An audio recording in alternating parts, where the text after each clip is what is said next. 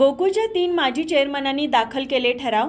अनुभवी ज्ञानाला आधुनिक तंत्रज्ञानाची जोड, तत्पर उपचारांना माया ममतेची जोड। हे आहे कोल्हापुरातील Sai Sparsh children's hospital. Doctor Venkatesh Taraksaband, doctor Vijay Gawade आणि डॉक्टर अमोल गिरवलकर यांचा प्रदीर्घ अनुभव आणि बालरोग क्षेत्रातील प्रावीण्य यामुळे साई स्पर्श हॉस्पिटल आहे 0 ते 18 वयोगटातील बालकांचं आरोग्य जपणारं विश्वासार्ह हॉस्पिटल।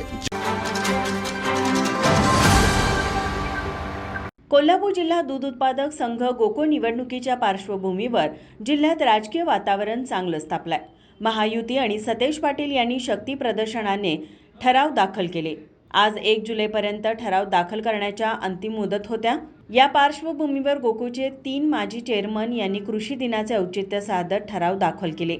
गोकुळ दूध संघावर गेल्या 5 वर्षापासून माजी गृहराज्यमंत्री सतेज पाटील आणि मंत्री हसन मुश्रीफ यांची सत्ता होती।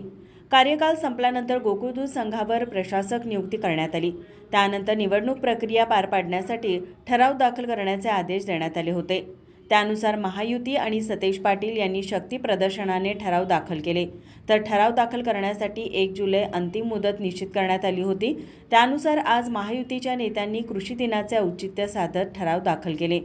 यावेळी माजी चेअरमन विश्वास पाटील, अरुण डोंगळे, नवीद मुश्रीफ, माजी संचालक अजित नरके, वीरेंद्र मंडलिक यांच्यासह महायुतीचे नेते आणि पदाधिकारी उपस्थित होते। माझा महाराष्ट्र न्यूजसाठी कॅमेरामन नाज अत्तारसह अभिजित शिंदे, कोल्हापूर। ताज्या घडामोडी पाहण्यासाठी माझा महाराष्ट्र न्यूजला आजच सबस्क्राईब करा।